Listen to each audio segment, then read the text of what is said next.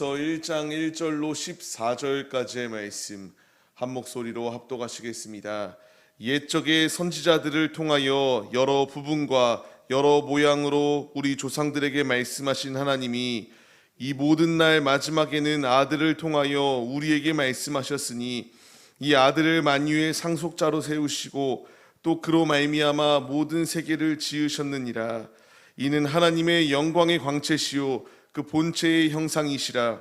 그의 능력의 말씀으로 만물을 붙드시며 죄를 정결하게 하는 일을 하시고 높은 곳에 계신 지극히 크신 이의 우편에 앉으셨느니라.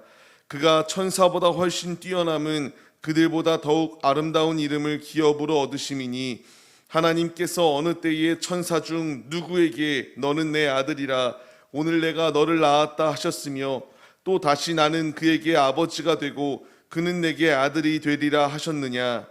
또 그가 맏아들을 이끌어 세상에 다시 들어오게 하실 때에 하나님의 모든 천사들은 그에게 경배할지어다 말씀하시며 또 천사들에 관하여는 그는 그의 천사들을 바람으로 그의 사역자들을 불꽃으로 삼으시느니라 하셨으되 아들에 관하여는 하나님이여 주의 보좌는 영영하며 주의 나라의 규는 공평한 규이니이다. 주께서 의를 사랑하시고 불법을 미워하셨으니 그러므로 하나님 곧 주의 하나님의 즐거움의 기름을 주께 부어 주를 동류들보다 뛰어나게 하셨도다 하였고 또 주여 태초에 주께서 땅의 기초를 두셨으며 하늘도 그 주의 손으로 지으신 바라. 그것들은 멸망할 것이나 오직 주는 영존할 것이요 그것들은 다 옷과 같이 낡아지리니 의복처럼 갈아입을 것이요 그것들은 옷과 같이 변할 것이나 주는 여전하여 연대가 다함이 없으리라 하였으나 어느 때에 천사 중 누구에게 내가 내 원수로 내 발등상이 되게 하기까지 너는 내 우편에 앉아 있으라 하셨느냐. 모든 천사들은 섬기는 영으로서 구원받을 상속자들을 위하여 섬기라고 보내심이 아니냐. 아멘. 할렐루야. 오늘도 예배의 자리 가운데 모이신 성도님들 주님의 이름으로 환영하고 축복합니다. 오늘 같이 나눈 말씀의 제목은 오직 예수입니다. 이제 우리가 잠언서의 말씀을 마무리하고 히브리서의 말씀 가운데서 은혜를 나누려고 합니다. 이 히브리서가 왜 쓰여졌는가 우리가 조금 목적을 알아야 될 이유가 있습니다. 히브리서가 쓰여진 이유는 유대인들, 이제 히브리인들이 이제 그리스도인으로서 예수를 분명히 영접하였지만 그들 가운데에 갖가지의 문제들이 다가옵니다. 이제 그리스도인이라는 이름하에 유대교들의 박해들이 놓여 있게 되고 로마 황제와 이제 로마의 그 갖가지의 핍박들이 다가오게 될 때에 흔들립니다. 흔들릴 뿐만 아니라 떠나가는 배교자들 또한 있었습니다. 이제 떠나가고 흔들리는 그들 가운데에 하나님의 아들이신 예수 그리스도를 온전히 믿어야지만이 살 수 있다라는 것을 가르치고 믿음의 그 흔들리는 자들을 믿음으로 다시 세우기 위하여 쓰여진 말씀이 히브리서의 말씀입니다. 이 말씀은 그때 당시 히브리파 그리스도인들에게만 중요한 것이 아니라 우리에게도 동일하게 중요합니다.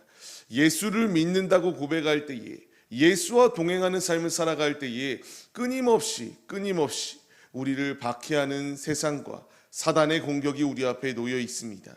우리에게 배교의 길을 걸어가라고 말합니다. 흔들리는 우리에게 흔들리지 말 것을 말씀하시며 오직 예수 그리스도 안에서여야지만이 모든 두려움은 사라지고 모든 문제는 사라지기에 예수 안에 거해야 된다는 것을 우리에게 말씀해 주십니다.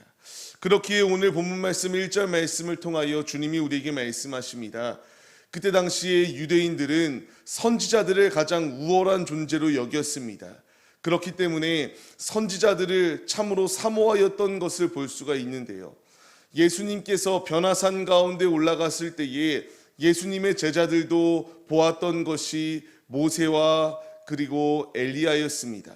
지금 이 말씀을 주시는 것, 예수님을 선지자보다 못하다라고 생각하는 이들 또한 분명히 있었습니다. 마태복음의 말씀을 보게 되면은 이제 예수님과 그 제자들이 있을 때에 그 변화산 가운데에서 모세와 엘리야를 보았던 제자들의 모습을 봐야 됩니다. 초막을 셋을 짓겠습니다라고 말하였을 때에 그때에 하늘에서 하나님께서 음성을 더하여 주십니다.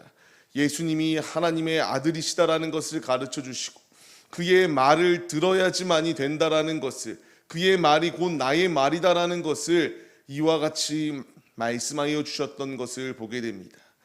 그때에 이제 두려워하였던 제자들의 모습이 있습니다. 예수님께서 손을 대시니 이제 일어나 두려워하지 말라고 말씀하시고 그가 손을 대었을 때에 제자들 눈앞에는 예수님 외에는 아무도 보이지 아니하였다라고 분명히 말씀하십니다. 그렇습니다. 지금까지의 말씀을 보게 되면은 구약에서는 선지자들이 가장 그들의 최고의 인물들이었습니다. 자, 하나님께서 주시는 말씀을 대언하는 자들로 세워주셨던 것이 선지자입니다. 이제 예수님께서 이 땅 가운데 친히 내려오셔서 대언자들을 통하여 말씀하시는 것이 아니라 예수님을 통하여 직접 우리에게 말씀하여 주시겠다. 두려워하지 아니할 수 있도록 예수님께서 우리를 만져주시고 계시며 예수님께서 우리와 함께하여 주시고 있다는 것을 말씀해 주세요. 그렇기 때문에 오늘 본문 말씀 3절 말씀과 같이 하나님의 영광의 광채가 예수님이시다. 본체의 형상이신 분이 예수님이시다라는 것을 말씀하시며 모든 만물을 창조하신 이가 예수님이시다. 예수 안에 거해야 된다라는 것을 우리에게 분명히 말씀해 주십니다. 흔들리고 있었던 이들이라고 말씀드렸습니다. 예수님을 믿을 때에 너무나 많은 페널티들이 주어지게 되니까 예수를 떠나려고 하는 이들 가운데에 그들에게 말씀하시는 것이 이 말씀입니다. 예수님께서 이제 선지자로 한 분으로 오신 것이 아니라 예수님께서 하나님의 말씀을 완성하시기 위하여 오셨다. 흔들리면 안 된다. 넘어지면 안 된다. 오직 모든 광채이시요 빛이요 하나님의 형상이신 예수 그리스도만을 의지하며 삶을 살아가야 된다는 것을 그때 당시의 성도들에게 그리고 지금 이 시대를 살아가는 우리들에게 주님이 말씀하여 주시고 있습니다. 이것은 불변의 진리입니다. 예수 외에는 다른 길이 없다라고 말씀하시는 주의 음성 가운데 우리가 깨달음을 얻고 주의 길을 걸어가야 함이 마땅합니다. 근데 그때 당시에 이제 그 이스라엘 가운데에 유대인들 가운데 있었던 마음은 천사를 숭배하는 마음이 그들 가운데 있었습니다. 분명히 하나님만을 섬기고 하나님만을 높여드려야 됨에도 불구하고 그들은 천사들을 숭배하였습니다. 잘못된 것 가운데의 마음을 빼앗겼던 것이 그들의 모습 가운데 나타나게 됩니다. 계속하여 말씀을 통하여 예수님의 우월성에 대하여 말씀해 주십니다. 예수님은 천사들과 비교할 수 없이 뛰어난 분이시다라는 것을 가르쳐 주십니다. 그리고 말씀을 통하여 분명히 명하시는 바 하나님께서 이와 같이 천사 숭배가 잘못된 것이다라는 것을 분명히 골로새서의 말씀을 통하여서도 지적하고 있습니다. 말씀들을 통하여 주님이 명령하십니다. 어디에서도 천사들이 하나님의 아들이라고 칭함을 받은 부분이 없다라고 말씀하십니다.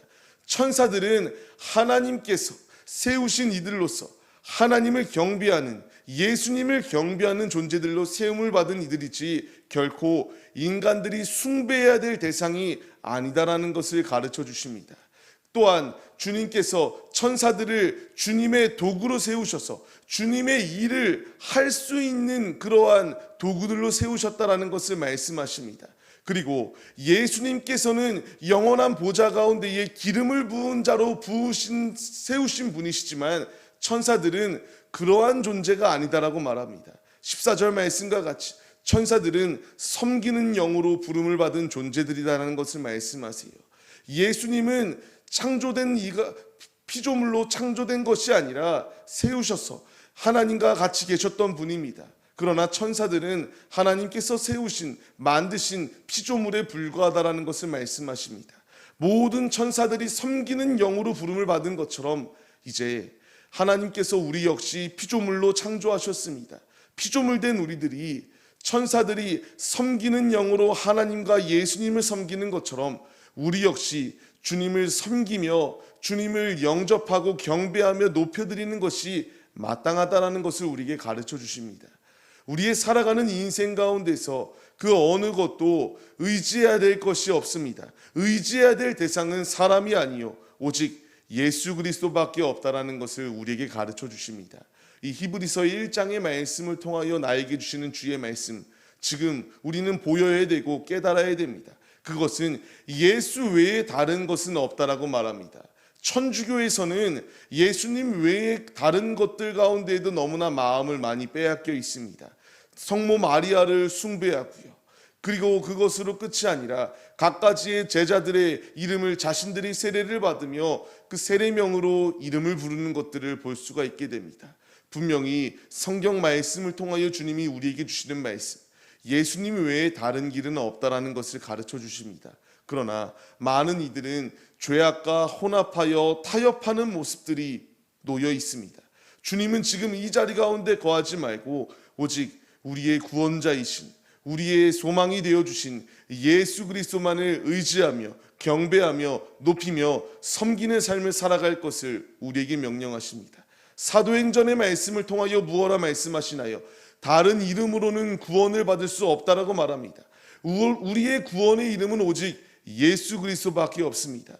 오늘에 살아가는 우리의 삶의 자리 가운데서 이 분명한 진리를 잊어버려서도 안 되고 왜곡해서도 안 됩니다. 예수님만이 우리를 구원의 길로 인도하여 주시고 우리를 다스리시는 머리로 이 땅 가운데 오신 분이 예수 그리스도이십니다. 우리의 죄를 도말하여 주시기 위하여 예수님이 오셨습니다.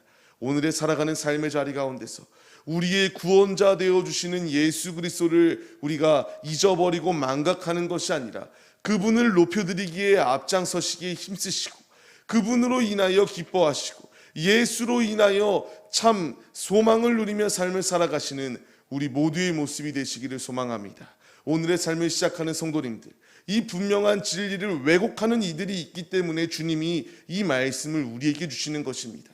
나 역시 이 말씀을 왜곡하여서 예수님과 다른 것들을 서로 겸하여 섬기려고 하는 모습이 있다면 내려놔야 되고요. 오직 예수님만을 의지하고 예수님만을 섬겨라.